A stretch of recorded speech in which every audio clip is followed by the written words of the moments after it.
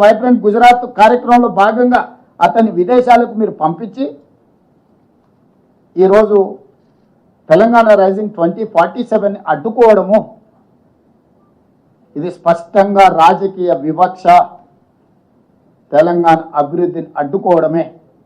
అందుకే ఈరోజు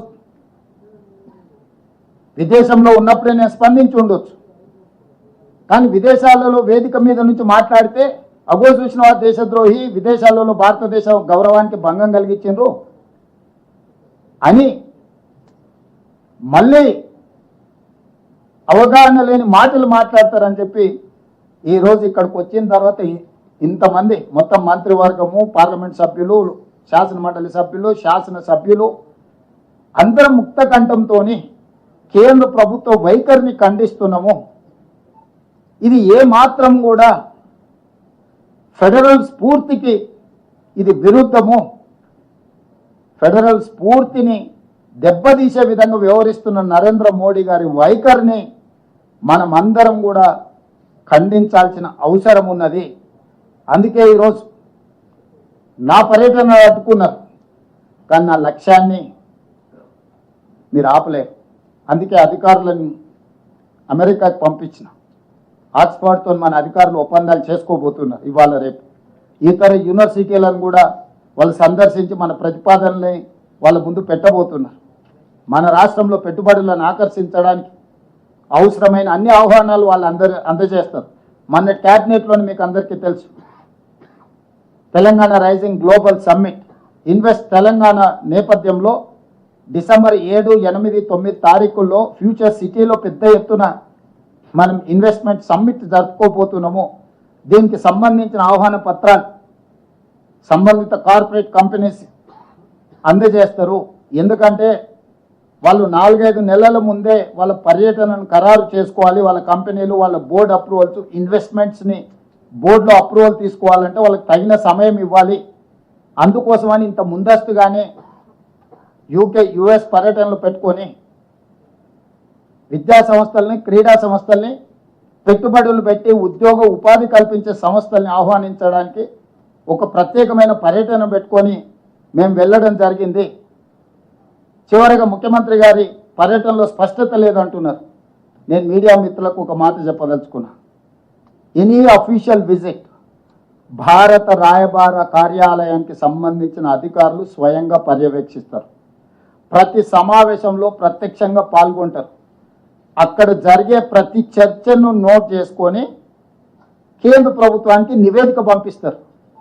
ministry of external అఫేర్స్కి భారత అంబాసిడర్ కానీ ఆయన పరిధిలో పనిచేసే భారత ప్రభుత్వానికి సంబంధించిన అధికారులు విదేశాలలో ఎవరైతే ఉన్నారో విదేశాంగ రాయబార కార్యాలయం నుంచి వాళ్ళే కోఆర్డినేట్ చేస్తారు ఈ ప్రోగ్రామ్స్ అన్నిటినీ.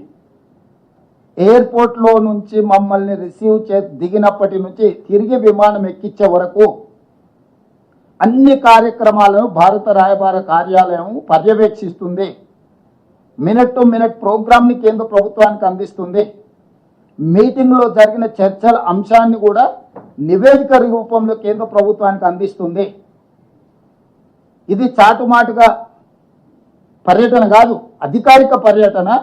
అధికారిక పర్యటనలో భారత రాయబార కార్యాలయం ఏ దేశానికి వెళ్తే ఆ దేశానికి ఎందుకు ముందస్తుగా సమాచారం అందిస్తాం?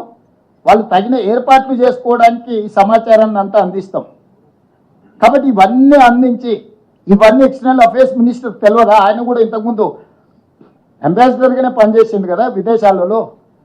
జయశంకర్ గారు గతంలో మంత్రి కాకంటే ముందు విదేశాంగ కార్యదర్శిగా పనిచేసింది కదా వారికి మొత్తం వివరాలు తెలుసు కదా. ఒక తెలంగాణ రాష్ట్ర ముఖ్యమంత్రి పర్యటనను తిరస్కరిస్తున్నారు అని అంటే సమీక్షించకుండా, సమాచారాన్ని సేకరించకుండా, ప్రధానమంత్రిగా దృష్టిలో లేకుంటే ఇలాంటి సంఘటనలు జరుగుతాయా? తెలంగాణ అంటే చులకన, తెలంగాణ అంటే చిన్నచూపు, తెలంగాణ అంటే వివక్ష.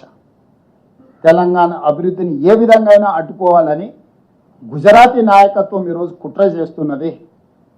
దీన్ని ముక్త కంఠంతో మేమందరం తెలంగాణ రాష్ట్ర ప్రభుత్వం తరఫున మంత్రులు, ఎంపీలు, ఎమ్మెల్సీలు, ఎమ్మెల్యేలు ప్రతి ఒక్కరూ తెలంగాణ వాదులు ఖండించాల్సిన సందర్భం.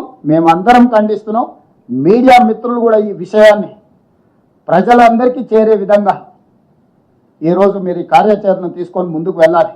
ఇది ఒక రేవంత్ రెడ్డికి జరిగిన అవమానం కాదు, 4 కోట్ల తెలంగాణ ప్రజలకు, తెలంగాణ రాష్ట్ర ప్రభుత్వానికి జరిగిన అవమానంగా భావించి ఈ విషయాలన్నిటిని కూడా ప్రజలకు చేరవేయాల్సిందిగా మీడియా మిత్రులను కోరుకుంటున్నాను.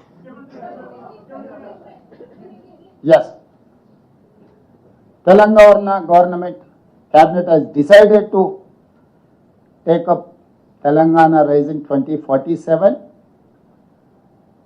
in December 7, 8 and 9th. We wanted to organize a investment summit from Telangana state. For that promotion, we have decided to travel UK and US